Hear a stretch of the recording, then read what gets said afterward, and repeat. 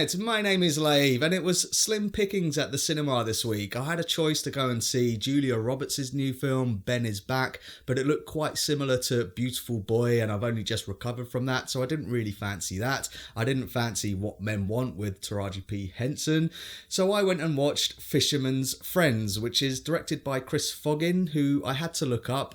He's been a second unit director on a couple of films, but other than that, I think this is his feature film debut, which is about a music producer called Danny from London who goes on a stag do with work colleagues to Port Isaac in Cornwall, where they discover a group of fishermen singing sea shanties. As a joke, Danny's colleagues leave him there telling him he has to sign the band before he's allowed to come home, but before he realises he's been pranked, he's made the fisherman promises he can't break. So this one is based on a true story, and I do vaguely remember this happening back in 2010 with the Fishermen getting one of their songs into the top 10 charts, but I'm going to go out on a limb and say that they've heavily romanticised the story that they're telling here with a pretty generic script, which does have a couple of subplots. There is a romance involved and a subplot involving a pub, which is all very, very predictable. The characters that are portrayed here, although based on real people, does feel like they've been heavily stereotyped. Like Danny's three colleagues, for example, you've got the groom, who is a major toff,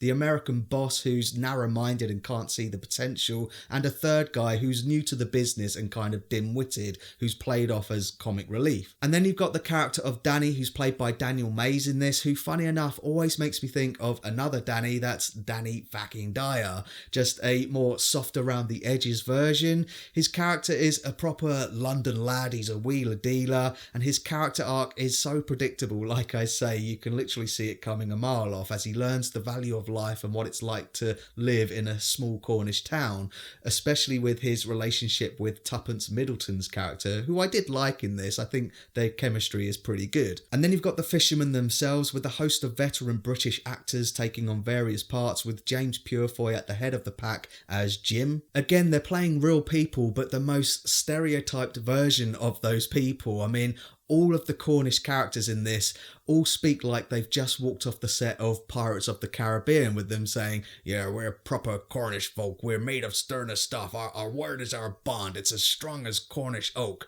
When in reality, I looked them up on YouTube, they don't talk like that at all. For example, ironically, the festival season and the gig season is right in our busy season as well. Sort of business I've got, I need really to be there at the helm, and if I don't, it does go to pot. Another thing I do want to mention is that the film makes a point of saying that it's set in 2010, but characters talk about stuff as if it were today. For example, Steve Jobs gets a mention, but they talk about him in past tense when he actually died in 2011. And there's other little things like Justin Bieber and TripAdvisor, which I think were around back in 2010, but they weren't as well known or as well established as they are now, certainly not in isolated little Cornish villages. But despite all of these observations, I don't want to say criticisms, I thought the film was alright. Yeah, it's predictable as hell, but it does have a sincerity to it. Along the way, there were a few moments that made me smile, and a moment in particular which made me sit back and think, whoa, they acted that really well when the characters suffer a loss at one point, so the actors